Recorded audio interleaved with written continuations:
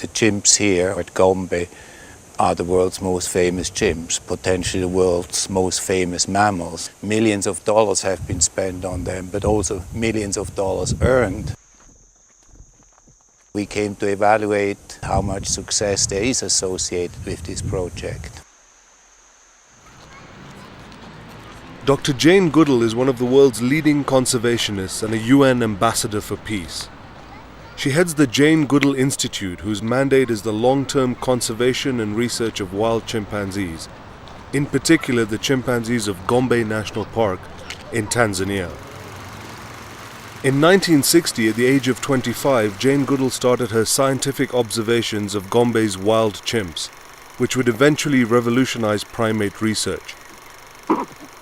By provisioning the chimps with bananas, she habituated them to the presence of scientific observers and tourists.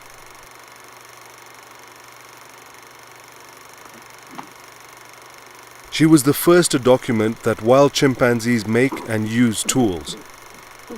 This meant that the definition of humans as the only species of tool users had to be rewritten. Having been featured in numerous films, books, and research papers, some of her subjects attained stardom.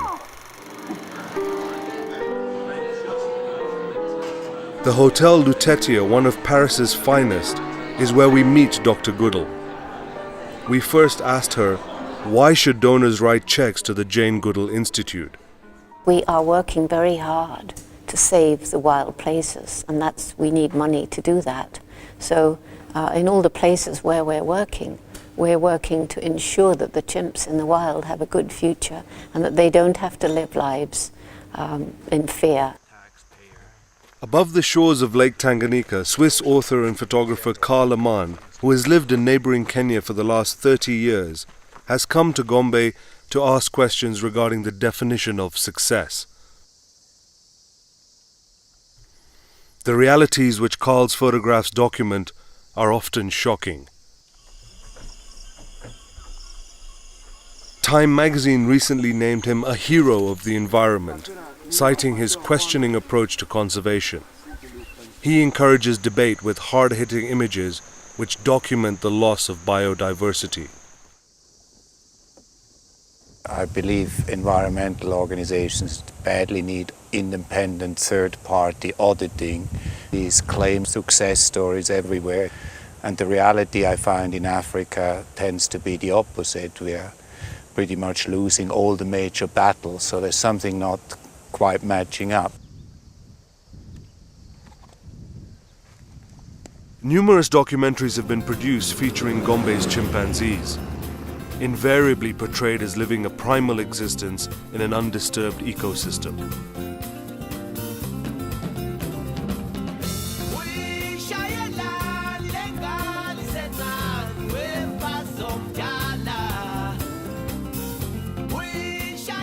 The Jane Goodall Institute retains more than a dozen researchers who continuously monitor the apes and keep the public updated on their activities.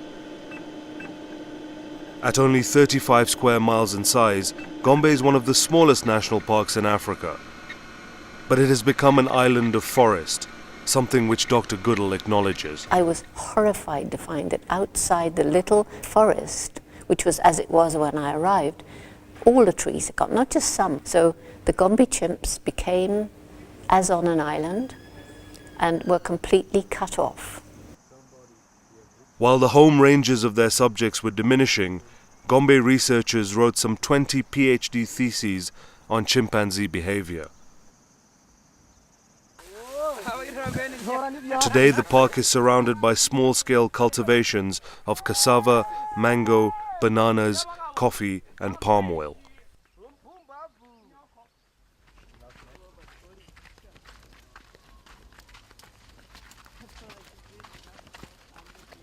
It just happened very, very fast, and I suppose took us unawares. Yeah, you were not ready to challenge that. Yeah. Well, we didn't really understand it was happening, somehow. The human population outside the park has increased drastically, with refugees fleeing civil unrest in Congo and Burundi contributing to the growth. With an average income of only $144 per year, protecting habitat is not a local priority. Clearly the people there were struggling to survive. And so I felt then that we couldn't even try and protect them unless we also helped the people. So that led to our Take Care program, which has been a huge success. Kigoma is the largest town in the area. Here, the Jane Goodall Institute has based its development and conservation project known as Take Care.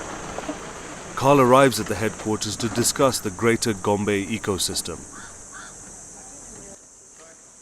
We are environmentalists, and at the same time, we are the chimpanzee advocates as the Jane Goodall Institute. The vision of this program is just to make sure that we protect and regenerate the ecosystem. Take Care's focus is the regeneration of forest habitat, as well as poverty alleviation and family planning. Their budget is $1.5 million annually. When added to Gombe's research budget, the Institute is now investing more than $2 million annually to protect about 90 chimpanzees. Meanwhile, Karl knows that tens of thousands of chimps in neighboring Congo are not benefiting from a single conservation dollar. Karl is about to audit a selection of Take Care's projects, all of which are claimed to be a success by the Jane Goodall Institute. Reforestation is the first topic he is looking into.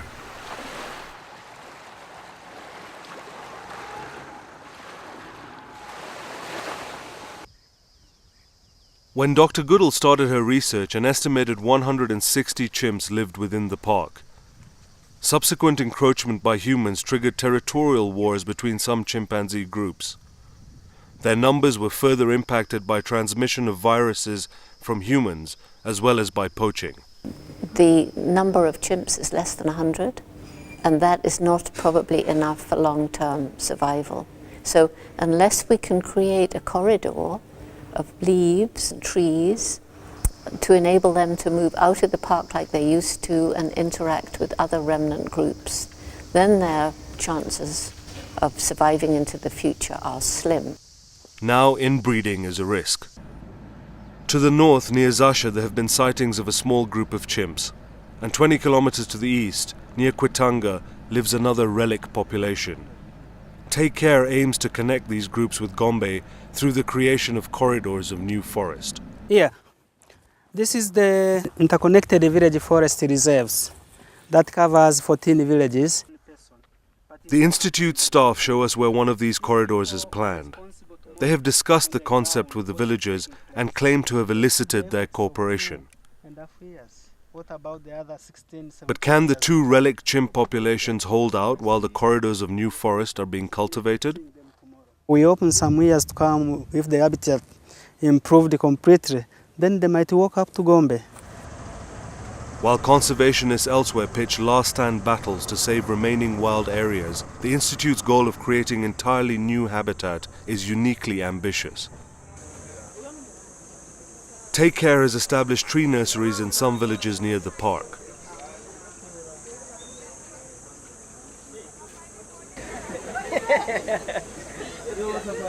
These consist primarily of fruit species such as oil palm and mango, as well as some fast-growing species which may be harvested for firewood in a few years. It is hoped that these new varieties will take the pressure off what indigenous vegetation remains. Slash-and-burn agriculture is still widely practiced in the region. More humans means more demand for land.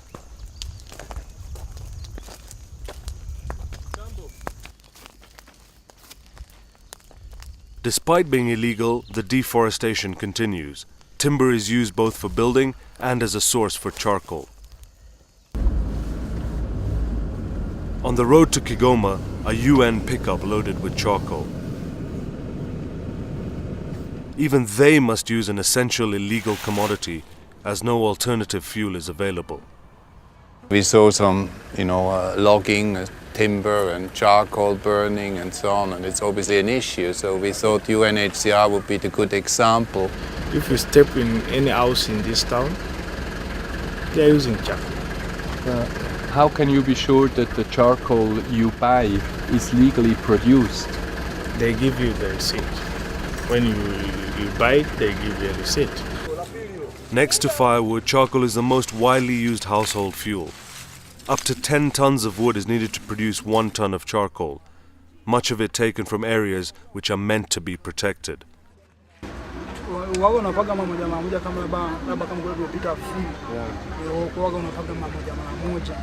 Yeah, he said yes. Without other affordable fuel sources, the demand for charcoal will increase as the population increases. Reforestation in the greater Gombe area is far from being a success at this point.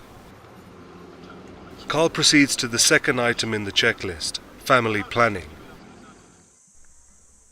Presently, an estimated 100,000 people live in the area, with an annual population growth of around 4.9%, one of the highest in Africa.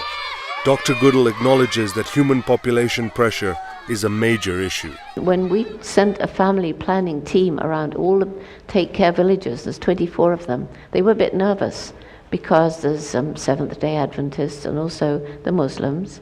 But they came back smiling. They said every single village said, "Why didn't you come before?" The Take Care team is en route to demonstrate their role in family planning. In charge of this aspect of the project is Sania Lumelezi. Her volunteers act as consultants and distribute brochures. Discussing methods of birth control is challenging. Some of the women come without permission from the man. Yeah, they come secretly and they tell you that I am coming here, but my husband doesn't know. Please make it as a secret. This government-run clinic operates under difficult conditions, and many preventable illnesses still commonly occur.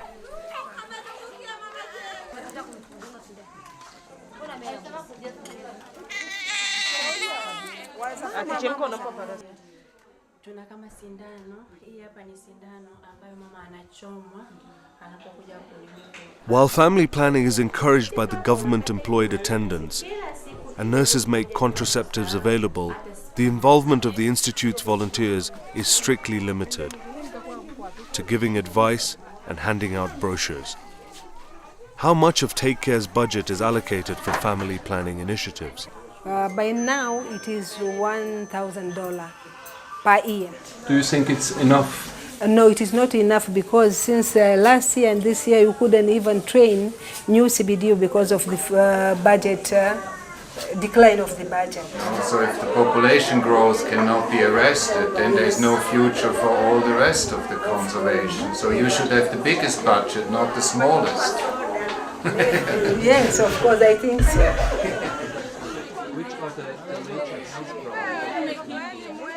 The fundamental underlying problem of all the conservation and wildlife issues is human population pressure. We will have double the population in 15 to 20 years. So the conservation organization should be on the front line of family planning, should be their main objective at this stage. In this case, we learned that maybe $1,000 of a 1.5 million budget goes into family planning. Now that's a drop in the bucket, and that's window dressing in my opinion. Karl makes the point. The Institute's family planning scheme is more of a token gesture than a successful focal point, as claimed by the Institute. Jane Goodall heads an advertising campaign for the fashion house. She has been Gombe. compared to Gandhi, Nelson Mandela, and Mother Teresa. Today, the Jane Goodall Institute has offices in 20 countries and is financing 10 projects in Africa. Gombe is their #1 priority. In 2006, the Institute raised $17 million in donor funds, half of which were added to a reserve account. I'm sorry, this $17 million, I honestly don't understand it. We're not earning $17 million a year. That must have been one bequest, a big one, most of which was used because we run on a deficit. The 2006 financial statement reveals nothing about a large bequest. They do confirm, however, a change in net assets of $7.6 million and a total of $15 million. All I have to do is go out and try and inspire people to give us money, and I have to trust the people who are employed to care for it in the best way. She wasn't aware that $7 million excess existed last year, and I'm sure the people who donated that money expected it to be spent on chimp welfare, and there's a lot you can do with that money on chimp welfare. And so I do have a problem if a chief executive or somebody high up in the hierarchy doesn't know what the overall budget is and how much money has been raised and how much surplus there is. While discussing chimp welfare, Karl refers to the Jane Goodall Institute-run sanctuaries, such as Chinponga, located on Congo's Atlantic coast. Such sanctuaries care for orphan chimps, which, in most cases, are byproducts of the bushmeat trade. In these captive environments, they must remain for the rest of their lives. As the influx of orphans continues, most sanctuaries are no longer able to actively confiscate animals being illegally held. If the government confiscates a chimpanzee, they will bring it to us, and we more or less have to take it. And you're still taking them? We take them if they're brought to us. We're absolutely not looking for them. I mean, it's a nightmare, and it's incredibly expensive, Back to the checklist. The next chapter involves the marketing of specialty coffee. In the hills surrounding Gombe, the Take Care team discusses their newly introduced coffee buying scheme. The marketing campaign in the US includes the slogan, "Save the chimps, drink great coffee."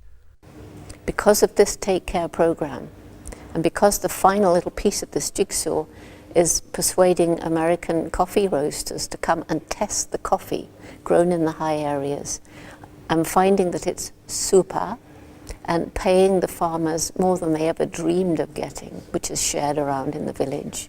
So because of that, many of the villages are offering between 10 and 20% of their land to grow, to regenerate. So hopefully this will create leafy corridors. The theory is that income generated by coffee growing will reduce the land needs of farmers for additional crops, thereby decreasing their encroachment upon chimpanzee habitat. Thanks to the Institute, the coffee cooperative of Kanyovu, about 10 kilometers from Gombe to Kalinzi, now exports some of its coffee directly to the United States. The American roaster pays the cooperative $4.10 per kilo, for which the farmer receives $2.90. What justifies this deduction? Some of the deduction, as you said, that is including with these casual laborers, also skilled laborers who they are working here to make sorting for the washing station, for the factory, and for the drying tables and everything. Yes. Yeah. According to the Institute, this coffee venture is benefiting 2,700 local farmers. A figure which the head of the Kanyovu cooperative, working for the Institute, says is far too high. For last year, because it was just introduced, was about 100 and something. But this year, the data goes up because more farmers come into that practice. So there are about 500 farmers. Tanzanian Gombe Reserve coffee, available on the internet, is advertised with the slogan, Jane Goodall, good for all. Is coffee helping the chimps of Gombe? 100 to 500, it's a small number of farmers benefit directly from the higher prices. How one then links these higher prices back to chimps and to advertising slogans like drink a coffee, save a chimp is beyond me, it's misleading. The Take Care team disputes this analysis. Karl visits Hamzi Tunzwe, a coffee farmer living outside of Kalinzi. Hamzi lives together with 6 still dependent children and with his 4th and 5th wife. He claims with pride to have produced 40 children in all. Hamzi's image is being used in the marketing of Gombe Reserve coffee. This is the reason why we came to see him. Does he recognize this man? He was not satisfied, however, with the prices he was getting.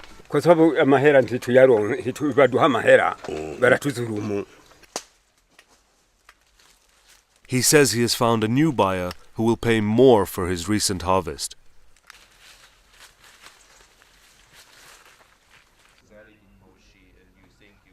This is the smaller Kalinzi cooperative, an offshoot of Take Care's Kanyovu cooperative. They claim to get a higher price for their farmers than those supplying Kanyovu. I may move there if they maybe pay the good money, just a high price. All of us, we are ready to go there. Which really pays more is hard to establish. While American consumers are being charged $30 per kilo for Gombe Reserve coffee, the farmers are receiving only about 10% of the final sale price. This news surprises them.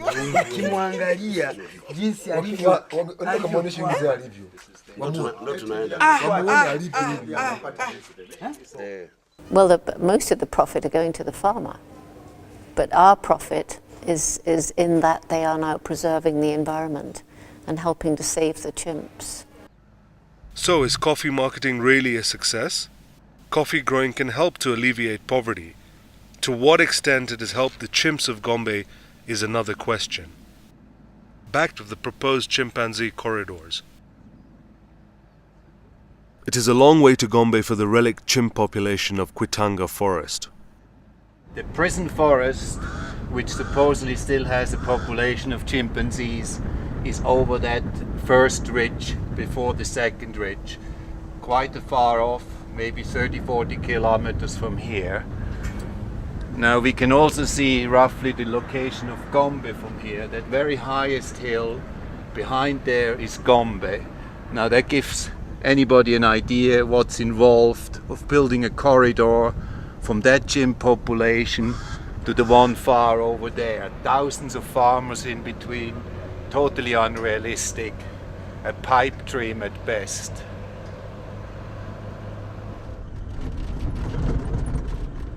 The poor quality access road to Kalinzi is presently being upgraded to an all-weather tarmac road.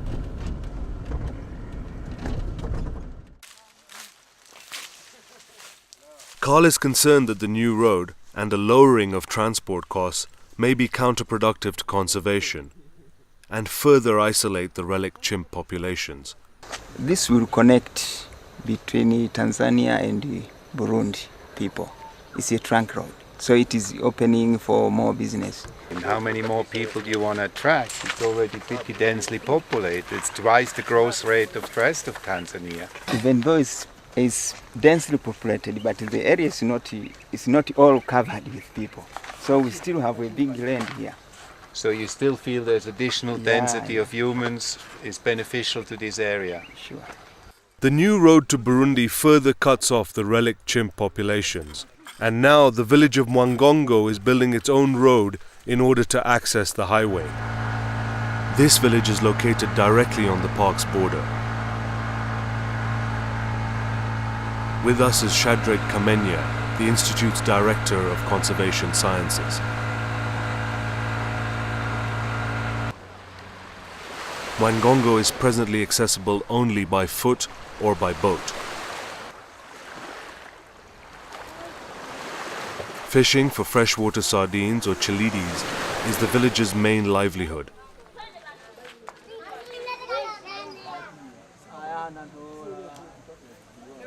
They hope that being linked to the main road will bring them new economic opportunities. We don't have money to make a road. But the people in this village, and they starting to make a road. They are participating in the construction of this segment of the new road, which they hope will one day enable them to export their fish to neighboring Burundi. Now that most of the terrestrial wildlife outside the park has been eliminated, Are villagers still experiencing conflict situations with the park's animals? Nyani wanakuja, wanaingia mpaka majumbani mwa watu. Wao mara nyingi sana wanachukua chakula kile kilichobaki, wanakula wanakwenda, au wanachukua kuku. Wanakimbia, mhogo ukionekana hapa wanachukua kwa sababu ni chakula chao.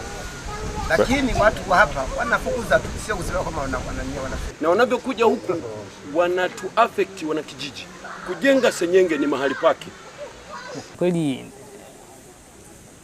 faida tulizozipata ni chache sana. Ukilinganisha kwamba hiki kijiji ndio kiko karibu sana na hifadhi. Lakini msaada ambao wameshautoa, ina maana wamejenga nyumba ya mwalimu na darasa moja na ofisi. Bas. It seems likely that the planned corridors may increase conflict between humans and wildlife. We proceed north to the village of Zasha.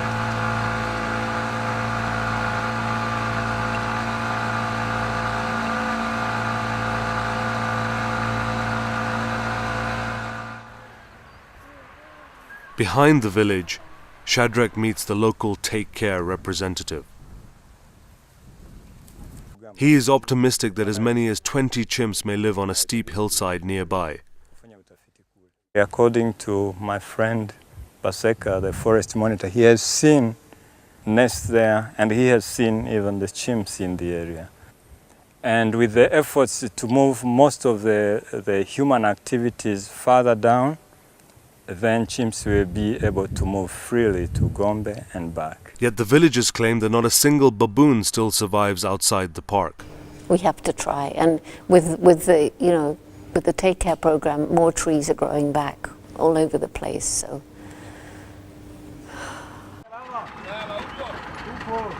We return along the Gombe lakeshore. Naf, an American student who has previously assisted Karl with field investigations, joins our boat. He has been in the region for several weeks.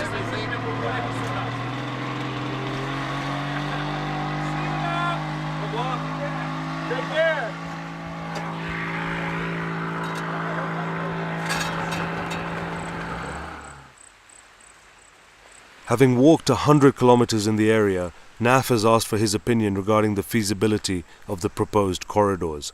You walked for hours in that particular area, and do you think it's realistic? I mean, the impression that I get for the areas that I've walked across is that people are moving in there, and people have demand for lands. People from the villages surrounding the park. I have plenty of shots of fires, how fast they spread. I mean, it doesn't seem like good habitat for animals to walk through. I mean, in the corridor area, I've seen people taking firewood, and they've run away from me when I showed up there.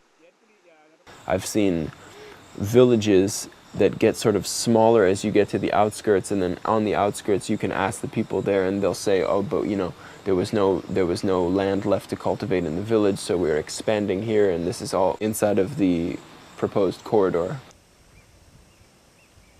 That road, I think, is significant footage. Even along the road I filmed, some people had taken out wood already.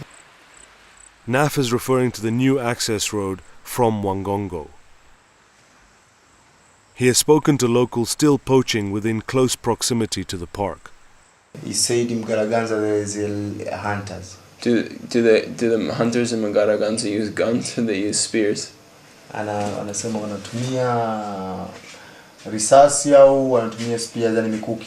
Kuna wengine wanatumia hizo bunduki, wengine wanatumia hiyo mikuki, wengine wanatumia kutega. Sometimes they use guns, sometimes they use... I think it's very significant that a population that is so famous, the world's most famous chimps, that they're just dwindling away. And I think it's a statement for us all to see that there are areas where this could happen again. At this point, the Chimpanzee Corridors project seems to be a desperate attempt to keep hope alive. In Karl's opinion, it amounts to wishful thinking. This is the female chimp named Sifa. She is barren, as Shadrach explains.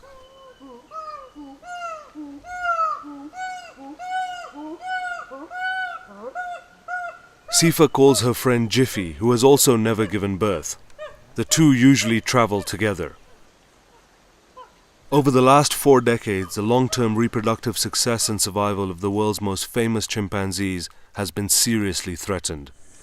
The lessons learned, are they written down somewhere? There's people setting up reserves in the Congo.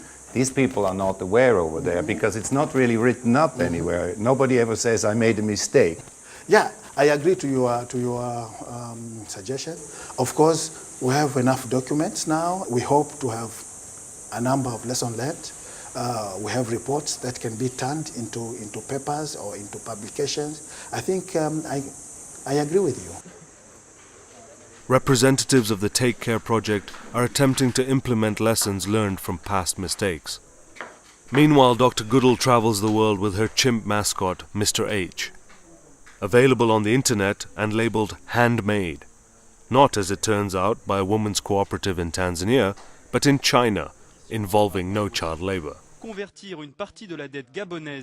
Dr. Goodall is part of a team traveling with French President Nicolas Sarkozy and logging company executives in Gabon. Unfortunately, the question of why Gabon has requested a CITES export permit for 5 gorilla heads was not discussed. Nicolas Sarkozy a rappelé la nécessité d'une aide à l'échelle internationale. Gabon wanted the permission to export 5 gorilla heads a year, a quota from CITES. Have you talked with him? I didn't know that. You didn't know that? No. Dr. Goodall established the Gombe Stream Research Center. And can make this a better world for all living things.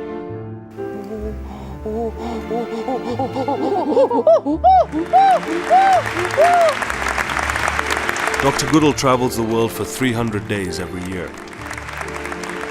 Think about the consequences of the choices you make each day.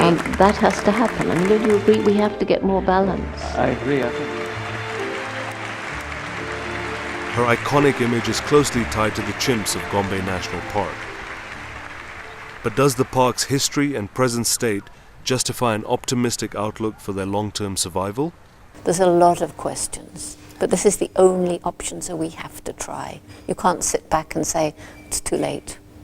If we go on like this, there really is no hope, not just for these chimps, but for much bigger ecosystems and humanity as well at the end.